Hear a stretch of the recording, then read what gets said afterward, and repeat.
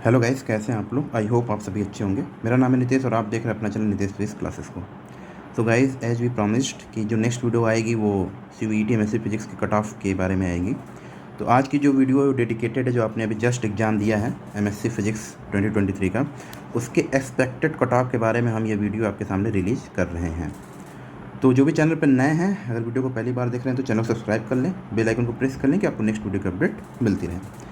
तो आज की वीडियो है कट ऑफ बताने से पहले दो चार चीज़ें जाननी बहुत ज़रूरी है कि जो एग्ज़ाम आपने दिया था उसका डिफ़िकल्टी लेवल क्या था। तो सबसे पहले हम इसके बारे में डिस्कस करेंगे।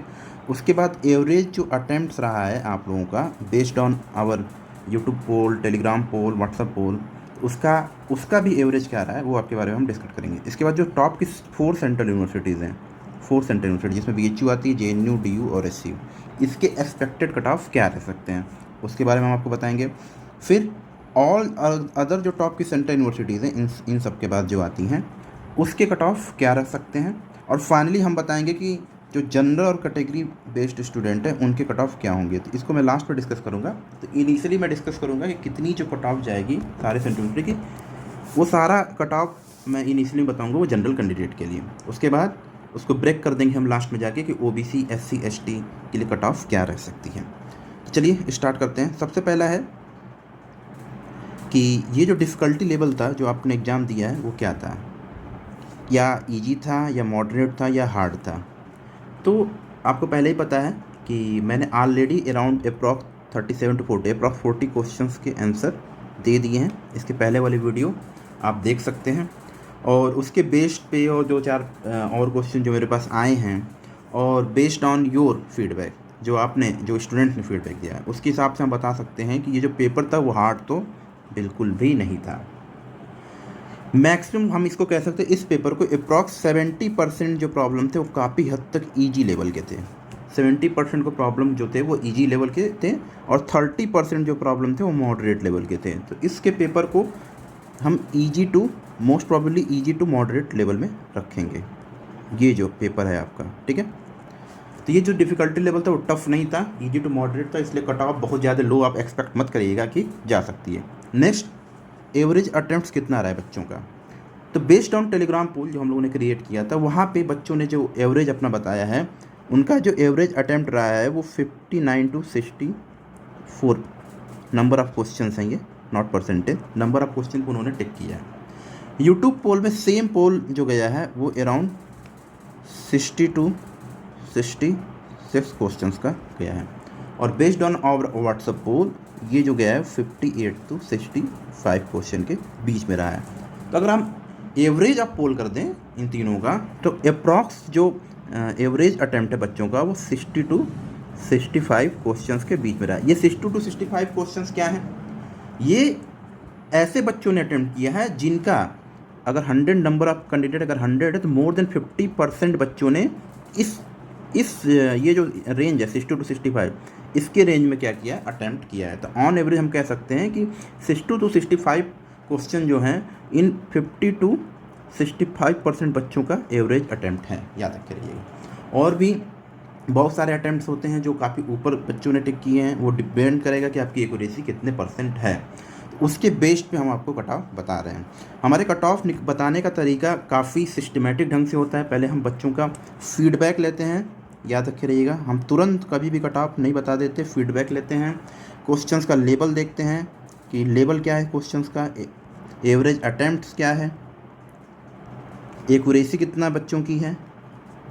ये सारी चीज़ों को करने के बाद ही हम प्रेडिक्ट करते हैं कि कट ऑफ क्या रहेगी। ओके, तो ये सारा चीज़ आपके सामने मैंने रख दिया। अब आते हैं नेक्स्ट, JNU, BHU जो टॉप की 4 सेंट्रल यूनिवर्सिटी हैं, JNU, BHU, DU, SCU, इनके एक्सपेक्टेड कट ऑफ क्या रह सकते हैं, याद करिए। तो जैसा कि आपको पता है कि JNU में जो टोटल नंबर ऑफ सीट हैं वो 42 हैं, ठीक है। और JNU जो एडमिशन लेगा आपका वो पार्ट B के, मतलब ओनली फिजिक्स पर फोकस करेगा, वो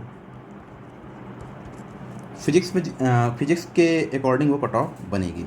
इसलिए जितने बच्चे भी डेडिकेटेड होंगे JNU के लिए वो मैं 100% श्योर हूँ पार्ट B पे पूरा फोकस किए होंगे।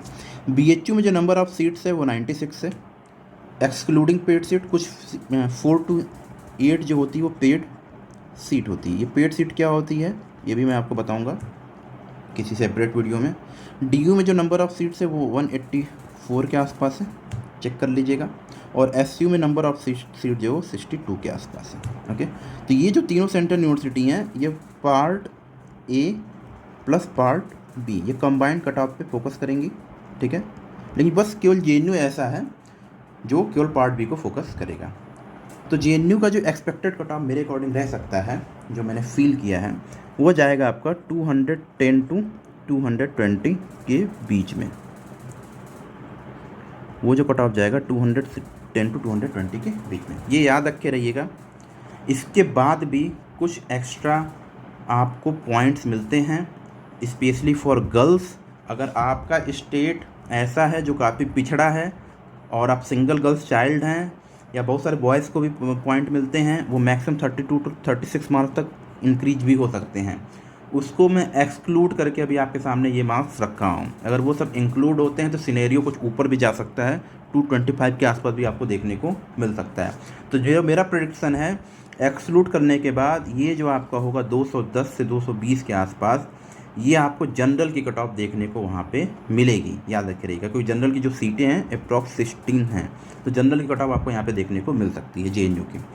BHU के बारे में बात करें तो BHU में अप्रॉक्स 96 सीटें हैं। इसमें एम्प्लॉय कोटा की 5% सीटें होती हैं। BHU से जो पहले पढ़ा हुआ है उसकी भी 10% सीटें रिजर्व रहती हैं। तो अगर इनको एक्सक्लूड कर दें तो BHU की जो कट ऑफ आपके सामने देखने को मिलेंगी, अगर आप चेक करेंगे तो ये भी अराउंड 210 टू 225 के बीच में देखने को मिलेगी। ये जो फर्स्ट लिस्ट आएगी, याद रखिएगा, फर्स्ट लिस्ट होगी, इट्स नॉट 210, इसको हम लिख सकते हैं 215 टू 225 के बीच में। ये जो फर्स्ट लिस्ट आएगी, फर्स्ट लिस्ट का कट ऑफ चाहे किसी भी सेंट्रल यूनिवर्सिटी का उठा के देखिएगा, वो सबसे हाई जाएगा। क्यों? क्योंकि सारे कैंडिडेट जो होते हैं उसमें फॉर्म फिल करते हैं, तो सारे के सारे का फर्स्ट लिस्ट का कट ऑफ काफ़ी ऊपर आपको देखने को मिलेगा। सिमिलरली DU की जो कट ऑफ जाएगी, अगर आप देखेंगे, उसकी भी कट ऑफ जो होगी 210 से लेकर 220 के बीच में आपको देखने को मिलेगी, फर्स्ट लिस्ट की कट ऑफ जो होगी। और SU की जो कट ऑफ होगी, ये भी जो सेम पैटर्न फॉलो करेगा, 220 के बीच में। ये सारे के सारे जो पैटर्न इसलिए फॉलो कर रहे हैं कि जो फर्स्ट कट ऑफ होगी वो काफ़ी ऊपर जाएगी।